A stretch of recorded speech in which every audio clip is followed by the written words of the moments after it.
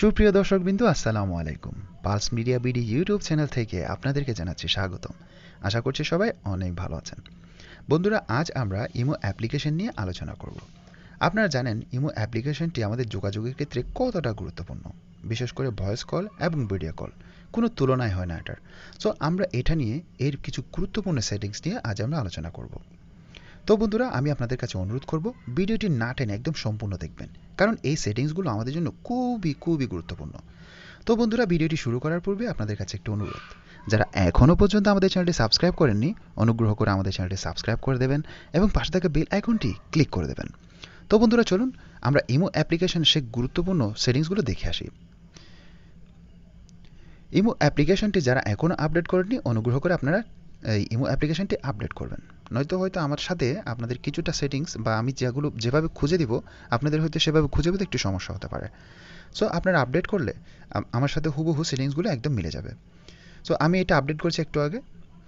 তো বন্ধুরা, আপনারা ইমো অ্যাপ্লিকেশনটি ওপেন করার পর এখানে একটি প্লাস আইকন দেখতে পাবেন, এখানে ক্লিক করে দেবেন।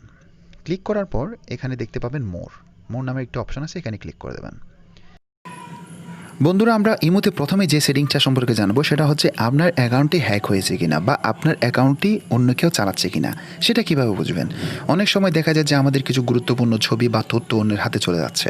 এটা আসলে হ্যাক হওয়ার কারণেই, আপনার অজান্তেই আপনার গুরুত্বপূর্ণ সব প্রাইভেসি কিন্তু অন্যজনের কাছে চলে যাচ্ছে।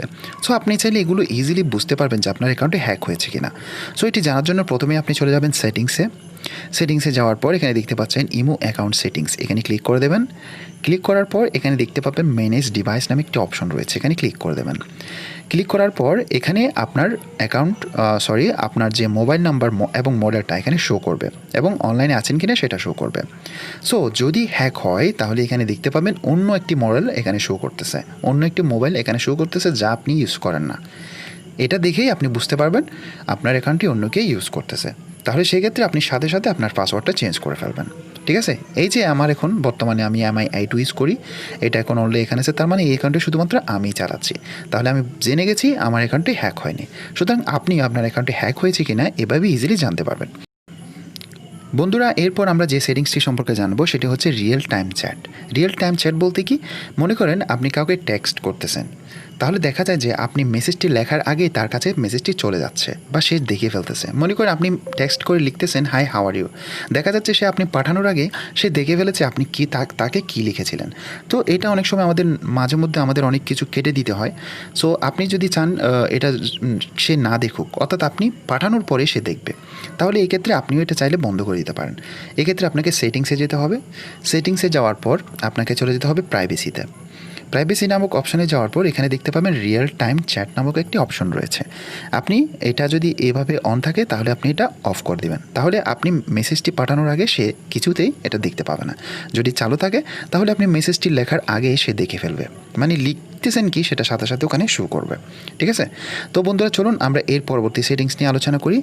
এরপরে আমরা যে সেটিংস নিয়ে আলোচনা করব সেটা হচ্ছে, দেখা যায় বিশেষ করে মেয়েদের ক্ষেত্রে এই সমস্যাটা বেশি দেখা যায়। মেয়েদের ইমো নাম্বার থাকলে হয়তো বা নানান ধরনের মানুষ সেটাতে কল দেয়, ডিস্টার্ব করে। সো আপনি যদি এই ধরনের ডিস্টার্বগুলো থেকে বাঁচতে চান তাহলে অবশ্যই আপনি এই সেটিংসটা করবেন। এই সেটিংসটা যদি করেন তাহলে ভুলেও আপনাকে অপরিচিত কেউ কল দিতে পারবে না, অর্থাৎ আপনাকে তারাই কল দিতে পারবে যাদের নাম্বার আপনি মোবাইলে সেভ রেখেছেন। মনে করেন আপনি ফোন বুকে 10টা নাম্বার সেভ করেছেন, ওই 10টা নাম্বার থেকে আপনার কাছে কল আসবে, বাকি কোনো নাম্বার থেকে আপনার কাছে কেউ কল দিতে পারবে না। সো এই সেটিংসটা অনেক বেশি গুরুত্বপূর্ণ।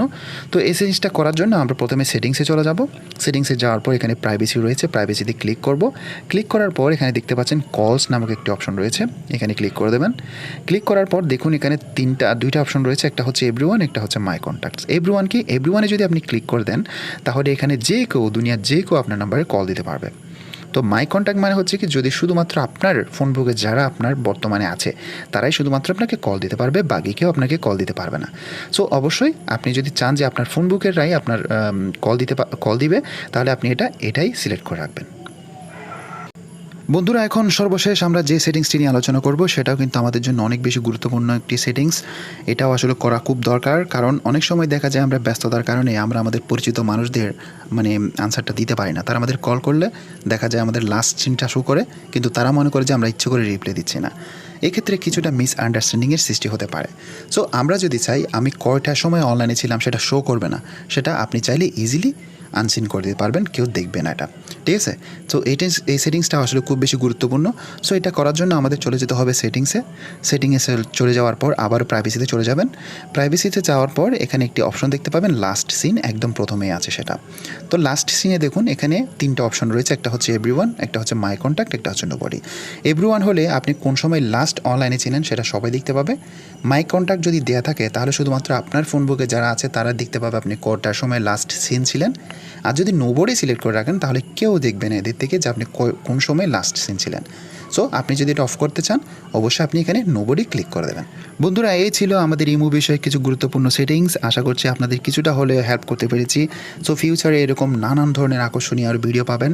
আশা করছি আপনাদের আমরা পুরো দমে আরও বেশি হেল্প করতে পারবো। সো বন্ধুরা, আমাদের ভিডিওটি যদি ভালো লেগে থাকে তাহলে অবশ্যই লাইক এবং কমেন্ট করবেন এবং অবশ্যই সাবস্ক্রাইব করে দেবেন। সবাইকে সাথে থাকার জন্য অনেক অনেক ধন্যবাদ। সবাই ভালো থাকবেন, সুস্থ থাকবেন। আল্লাহ হাফেজ।